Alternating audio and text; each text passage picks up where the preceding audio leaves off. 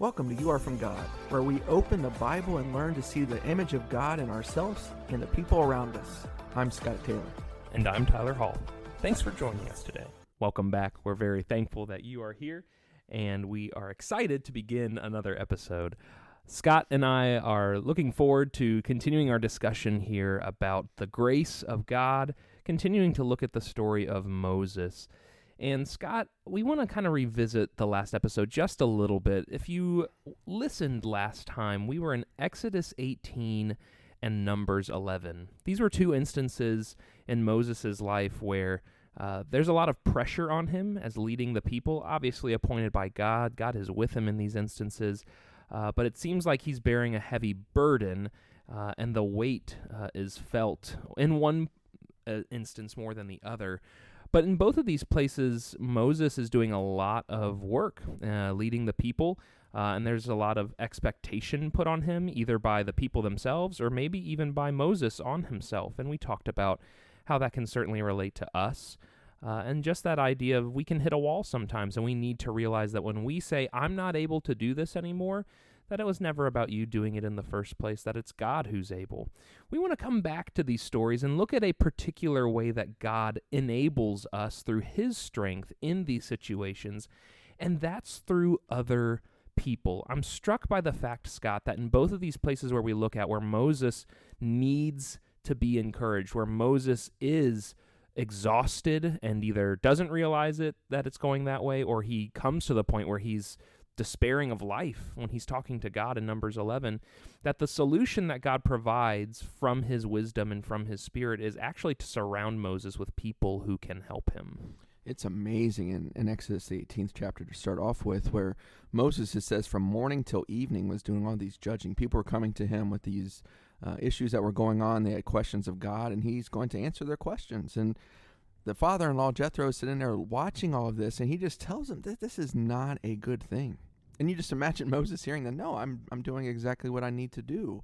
You know, this is my job. I need to do this. And he says, no, you're going to wear yourself out if you continue to do these. This task, as he says in verse 18, is too heavy for you. You cannot do it alone. Now listen to me. I will give you counsel, and God be with you. You be the people's representative before God, and you bring the disputes to God. They admonish them about the statutes and the law, and make known to them the way in which they are to walk and the work they are to do. Furthermore, you shall select out of all the people able men who fear God, men of truth, those who hate dishonest gain, and you shall place these over them as leaders of thousands, of hundreds, and fifties, and of tens. You know, Tyler, the interesting part going forward, and he kind of continues this conversation, but the reality is sometimes we just don't even see that we need the help, or we think it's my responsibility to do. I don't know about the listeners that are listening to this at the moment, but I'm a very controlling person. I like to be in control of the things that are going on. Well, you can only do that for so many things, or you have to get to the point where you understand or be humble enough to know that other people can do better, or other people certainly can do as well as what you're trying to do, and have a desire to do those things as well. And I think Jethro, his point is very valid. Moses had a tremendous importance in this situation, of course, but there were some issues that he didn't have to take care of. There were other God-fearing men that were going to be able to step up and to do these things. And that's really what he goes on and talks about in 22 and 23. These are some minor things that come up. There's no reason for you to be the one that's doing them. Other people can do them. There's major matters, absolutely. You know, our justice system is sort of set up this way as well. We have different court systems for different things. It's not just everybody's going to the Supreme Court. There's certain things that go to that length, and it's the same thing when it came to Moses. I cannot imagine the burden of just this that would have been on him, let alone everything else that he was dealing with. Yeah, 22 goes on and says, so it will be easier for you, and they will bear the burden with you. We're going to talk about that importance of other people coming alongside us and helping us bear the burdens that we're able to share with one another. We need to be willing to share them. Obviously, as Moses is taking advice from his father-in-law here, he's willing to delegate, as it were. We use that term sometimes with leadership, but let other people take some ownership of situations and come alongside you and help. Verse 23, I think, is so key, though. If you do this, God will direct you. You will be able to endure, and all this people also will go to their place in peace. The end result is gained, right, where everybody's at peace, everybody's following God's way, but we have to keep in mind that we're doing this so that God is directing us. And God has put people in our lives to help us. God's put other God-fearing people in our lives to be counselors, mentors, partners, and supporters, and brothers and sisters in Christ to help us grow in our faith, to overcome challenges, to us support them. Right. It's this beautiful back and forth relationship. We call it reciprocal, that I can help you and you can help me. And that's a beautiful thing that God gives us in the gift of other people. And it's one of the many ways that he'll actually answer prayers. I'm struck in places like at the end of Matthew chapter 9, where Jesus has compassion on the people. He looks out and he sees them and he thinks of them as sheep without a shepherd because they're just lost and needing that help. And Jesus says to his disciples, the harvest is plentiful, the laborers are few. You need to pray earnestly to the Lord of the harvest that he would send laborers into his vineyard. The fact of the matter is, those apostles, those disciples that are listening to him could pray that, and they're going to be the ones to answer that prayer. They're going to be the hands and feet that Jesus uses to accomplish that goal of the kingdom. And it's not like, Jethro was saying, just put anybody in these situations, as you just said. It's God-fearing people that are able to handle these situations. And the other thing, Tyler, that I learned for myself from an application standpoint is I'm taking away opportunities for other people to grow if we're the ones doing everything and not sharing that burden and giving people opportunities to grow themselves and to continue the work that needs to be done. And that's what I think you can certainly see with people that get burnt out, obviously, as we talked about last week or the last podcast. And the same thing that you see as you go into Numbers 11 with Moses, you can almost just see him just being burnt out. And this is the point of his complaining, or their complaining, had gotten so bad that it's causing him not even to want to be there. And I don't know about you, Tyler. I've been in situations where you're just like, okay, I got to take a vacation. I have to get away for a little while just to recover. And we're human. That's what humans have to do. And it's a dangerous thing if we're not doing that. Yeah. Numbers 11, again, just to refresh our memories. This is where the people are crying out. They're grumbling. They want meat. They're saying, oh, it was better back in Egypt. And, of course, that's frustrating for Moses. That's obviously angering to God. And so Moses pleads to God in verse 11 of Numbers 11, and he talks about, I'm not this people's mother. Am I supposed to carry them? Why am I the one responsible for feeding them? I can't give them meat. You've already given them manna. What more am I supposed to do? In verse 14 is so important, where Moses just acknowledges, I am not able to carry all this people alone. The burden is too heavy for me. Again, that idea of the burden here. And God is again going to answer that. It's God who's the one who's ultimately going to provide the quail miraculously. It's him who's doing it. But Moses has a role to play, and God is again going to do this thing where he surrounds Moses. It's just him opening Moses' eyes to the people who have already been around him, which is the same in Exodus 18. Jethro's like, you've got people around you that can help. We need to have our eyes open sometimes to this. Numbers 11, picking up in verse 16, when God responds to Moses' prayer here, then the Lord said to Moses, gather for me 70 men of the elders of Israel, whom you know to be the elders of the people and officers over them, and bring them to the tent of meeting, and let them take their stand there with you. And I will come down and talk with you there, and I will take some of the spirit that is on you and put it on them, and they shall bear the burden of the people with you, so that you may not bear it yourself alone. He goes on and talks about the people, they're going to consecrate themselves, and I'll give them their meat, and there's going to be some discipline along with the meat. But for verses 16 and 17, just so important to realize God's perspective on Moses and helping Moses in this situation, because he's obviously, as we've said, burnt out at the end of his rope. He's hit this wall. And so he's going to say, look, you've got these 70 men who are doing the roles of elders of the people. They care about the people. They want to see this succeed, and they're in leadership roles. I'm going to be with them. I'm going to guide them, this piece of giving them the Spirit along with Moses. And I love that they're going to bear the burden of the people with you so that you're not bearing it yourself alone.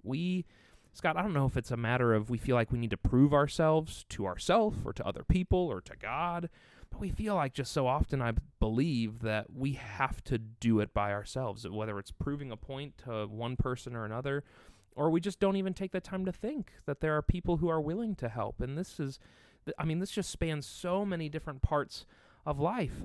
And I think sometimes we can even get into the trap of, well, it's my job and I have to do it. It's my life. And I think this is the danger. Sometimes I talk about this in the story of your life. We very quickly will say, who's the main story of your life? Well, it's me. I'm the main story of my life. I'm reading it, as it were, through my perspective. I'm experiencing it through my eyes. But the fact of the matter is the main story of your life is not you. It's God. Your life is about glorifying God. You are the main supporting character because it's your life. But the main hero of your story, as it were, is God. And I think it's really important to see that when you look at the Bible story. There are characters where you think, like, no, God would never take this person out of the story. And I think that's what people thought in Acts chapter 12 when it came to one of the apostles, right? James, the brother of John. He's one of these big guys who did a lot when Jesus was here. He was one of Jesus' closest followers. And Herod the king laid violent hands on him and he kills him.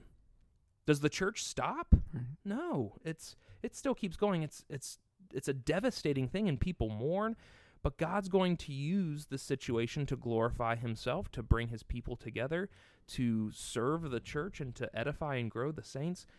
And so we just got to be really careful that we think, I have to do this. I have to be the one. God is the hero of the story, and he's going to bring all things together for the good of those who love him. You know, the interesting thing, Tyler, and especially in Numbers, the 11th chapter, you really see it, is that God is going to handle the people and the issues that are going on. But there were some lessons still that Moses needed to learn. He was growing in these situations, and God was handling him as well. And it's fascinating to me to see that, how God is able to handle all things at the same time, and understanding how we all are in different situations and how we need to grow, and we have opportunities to do that. There are people of the 70, as an example, that he chooses that, you know, they had opportunities or maybe didn't even know that they should be doing the things that God wanted them to do, but they were picked, they were chosen to do these things, and they were going to have to step up, which they do.